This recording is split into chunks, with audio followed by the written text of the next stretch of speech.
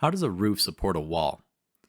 When most people think of what supports what in a house, they think that walls support the roof. And they're right. The walls do support the weight of the roof and everything on it. That weight gets transferred down through the walls to the foundation.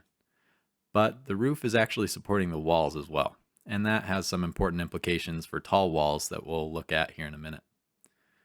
Picture the wind blowing up against the side of the building, trying to push the wall toward the inside of the house.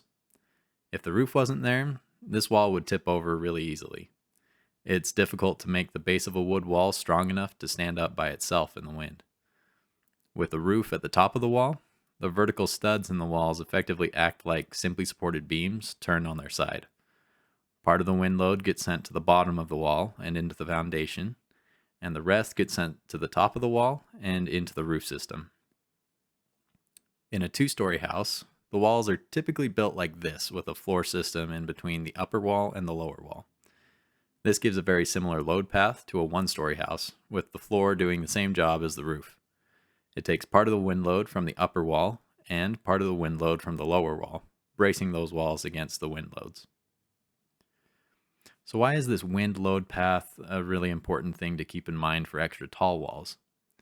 One feature you'll see in a lot of new houses these days is a big two-story great room.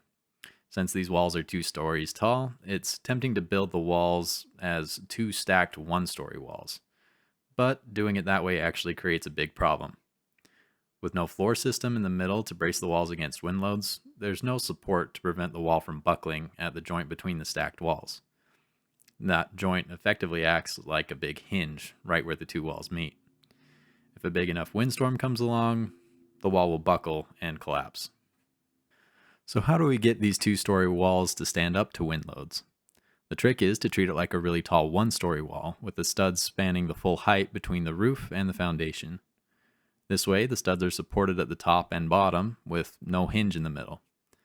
That extra long span means the studs have to take a lot more load, so doing this will require either tighter stud spacing or a bigger stud size, and obviously longer lumber to span the longer distance.